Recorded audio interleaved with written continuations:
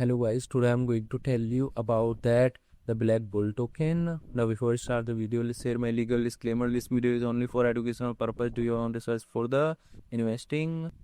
According to the website, the Black Bull is a transparent community-driven meme coin on Solana, built around one creed, change forward no matter what.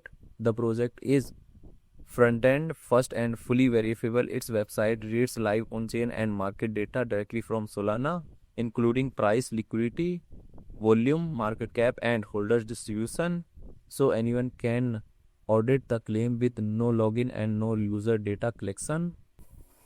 Beyond the token, it offers an ANSEM poll radar, non-custodial community liquidity ports on PumpSwap, and a browser-based meme terminal. ANSEM is a standard pump.fun SPL token, 6 decimal trading against Sol and USDC. The Black Bull token total supply is 999.99 million and celebrating supply is around 413.36 million. ANSEM token is listed on MEXC, BingX, LBank and other exchanges.